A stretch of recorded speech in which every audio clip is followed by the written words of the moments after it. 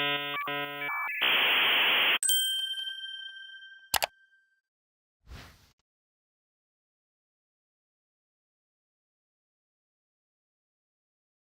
everyone, again. I'm here to talk to you today about helping your alma mater, or to make it sound a bit more corporate, university relationship management.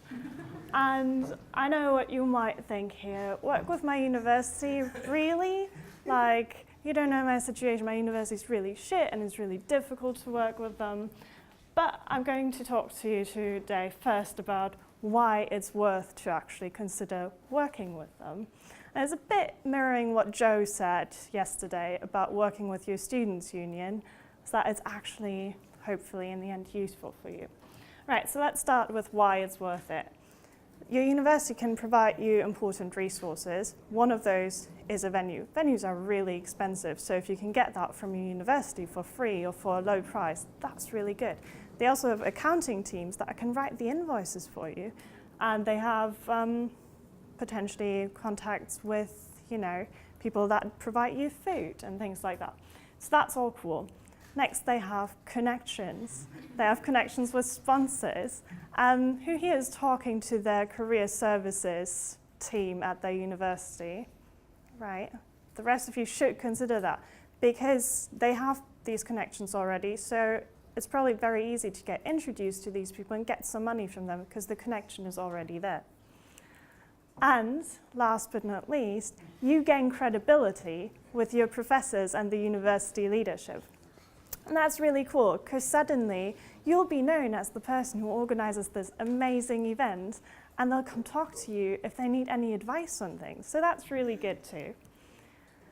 Lastly, it's your alma mater, and if you don't know Latin, that means your nurturing mother.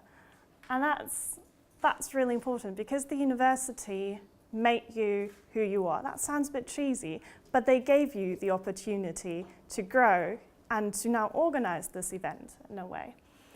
Also, you are associated with your university. When you later on apply for jobs, you want your university to be known as a good university. So with this amazing event that you're organizing, it would be great if that was connected to your university, right? So hopefully now you're thinking, okay, yeah, maybe. So let's move on to how we form a symbiotic relationship. And symbiotic means beneficial for both. So let's go through 5 easy steps to know how to do that.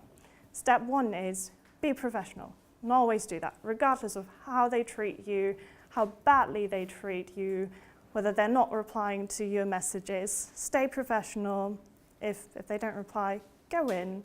Be nice though, because that's how you'll want to be treated by them too, and that way you'll get the best results. They're not going to help you really if you get angry with them because the processes are bad. They probably know the processes are bad. Step 2 is assessing the university's needs and goals. And if you don't already know them, a good place to start is the university's website or the talks that your university's president gives. So for our university in Germany, one of their big needs was to get more sponsorship for the university itself, so funding, scholarships, and things like that.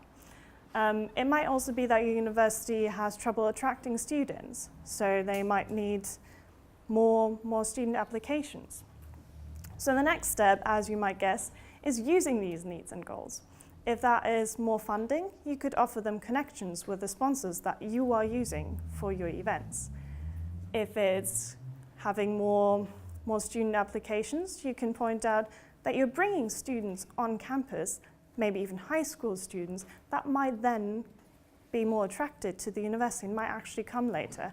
You can also ask the admissions team whether they wouldn't like bringing some material or coming to the event and talking to people, because that's then a free opportunity for them to fulfill their needs, and they can be on your side to help you with the hackathon. Step 4 is finding a champion. So that can be a professor, or it can be someone in the career services department, or it can even be the president of your university. If you've got them on your side, you have people that can help sway the people within the university that you need to convince to run the event and to maybe get the venue for free or get some other money for food or things like that. So champions are really good for that. They're also really good if you don't know your university's processes well, because there's always a lot of bureaucracy with universities, and you'll need someone to point you in the right direction, tell you who the right person is to talk to about certain problems. So that's what champions are great for.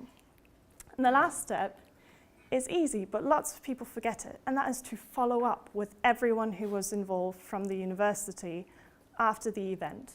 Because after the event is before the next event. Even if you're leaving, you'll make it easier for the next people if you follow up. And that can be in the form of a summary with some nice photos, but people also really love it if you give them leftover swag from your event. And they'll remember it next time around and be much nicer to you. So make sure to follow up.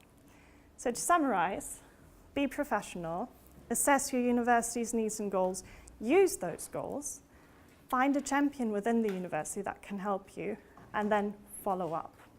So show your alma maters some love, and that's it from me. Thank you.